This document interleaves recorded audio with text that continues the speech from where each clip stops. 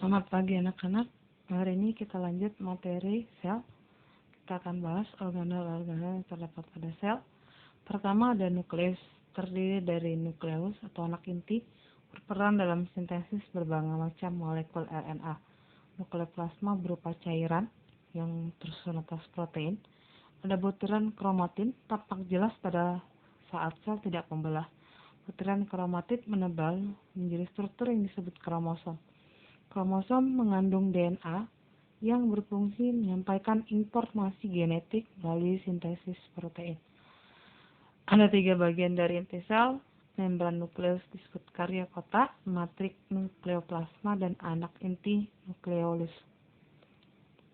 Fungsi dari nukleus itu sendiri sebagai menyimpan gen dalam kromosom, mengorganisasikan gen ke dalam kromosom agar terjadi pembelahan sel, membuat gen lalu mentransportnya melalui celah nukleus atau nukleus polar, membuat RNA sebagai protein pengkode atau disebut sebagai mRNA atau messenger RNA, memproduksi ribosom di nukleus, menguraikan DNA untuk mereplikasi gen, mengendalikan proses metabolisme sel.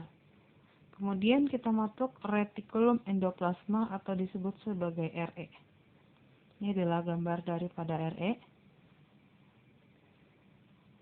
Retikulum endoplasma merupakan membran berlipat-lipat yang mentransfer materi-materi di dalam sel, di mana perannya yaitu merupakan bagian dari sistem transportasi internal, transportasi protein dan karbohidrat ke badan Golgi. Susunannya, strukturnya merupakan membran atau tabung yang saling terhubung. Lapisan membran berupa lipid dan protein disebut RE halus jika tidak ada ribosom, tetapi jika RE kasar berarti terdapat ribosom.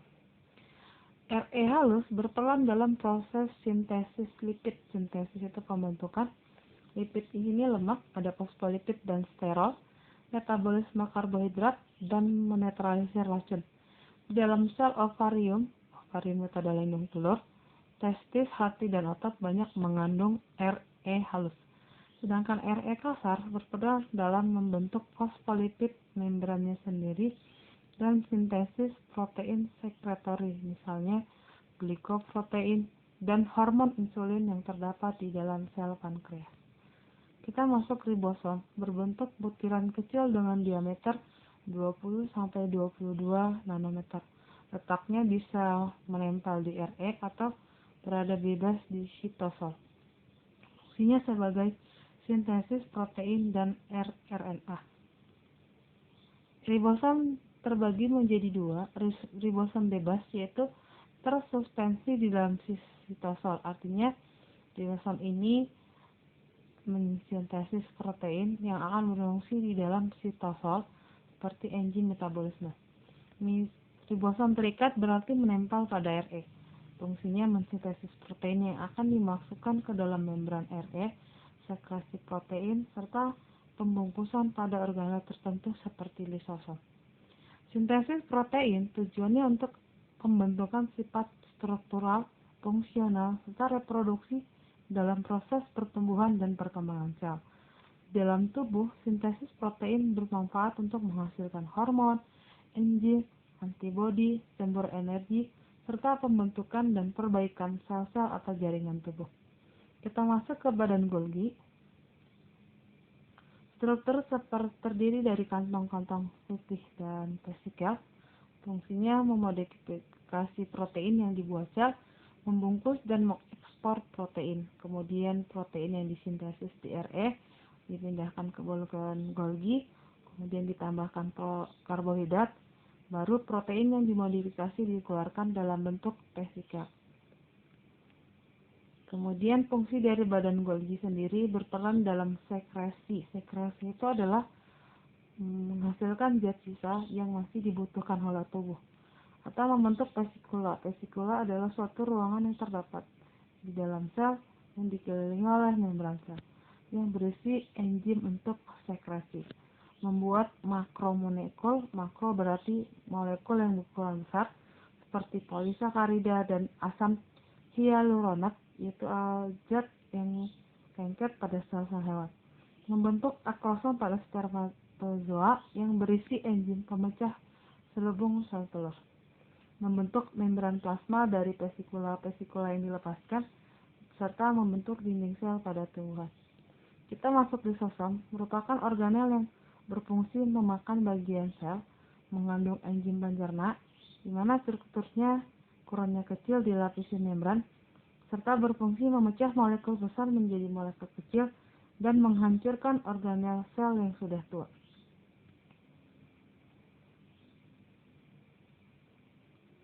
Lisosom dihasilkan oleh badan Golgi dan hanya ditemukan pada sel hewan saja.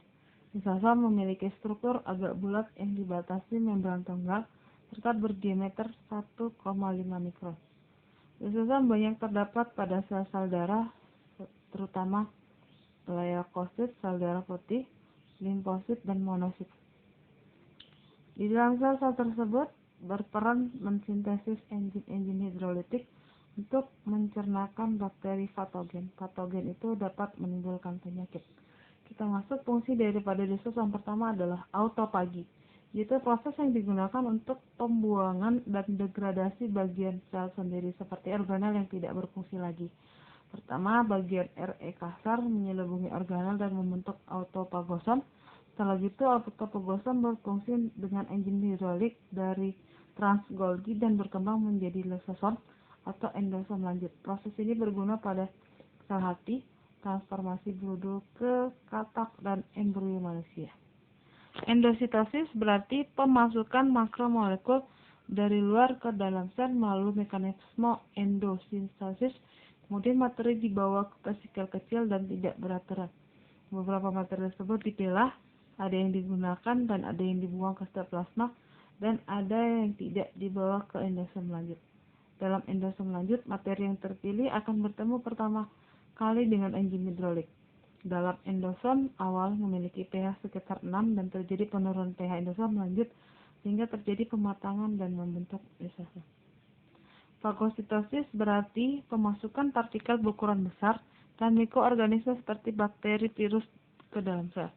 Mula-mula membran akan membungkus partikel atau mikroorganisme dan membentuk fagosom. Kemudian fagosom akan berfungsi dengan enzim hidrolitik dan trans-Golgi dan berkembang menjadi lisosom endosom lanjut. Proses ini dilakukan berbagai tipe sel yang mengalami spesialisasi.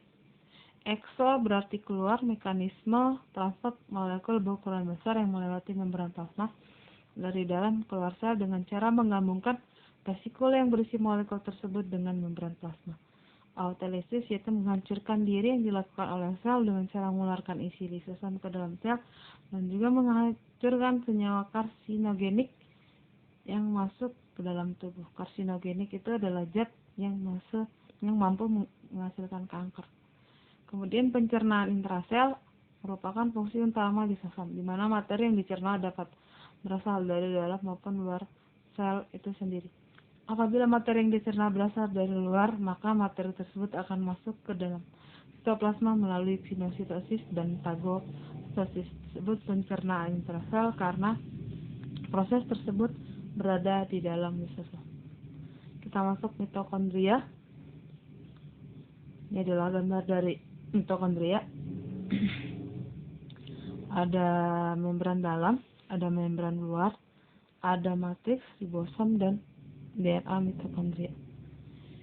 Mitokondria merupakan organel penghasil energi, memproduksi ATP, adenosin trifosfat menggunakan energi yang disimpan di molekul makanan. Strukturnya berbentuk seperti kacang, berbentuk membran ganda karena memiliki membran luar halus dan membran dalam yang berlipat-lipat, serta berfungsi untuk memecah molekul gula yaitu glukosa untuk menghasilkan energi, serta tempat respirasi selular, artinya respirasi pernafasan. Oke anak-anak, di sini pelajaran kita hari ini, kita lanjutkan kembali minggu depan. Selamat pagi semuanya.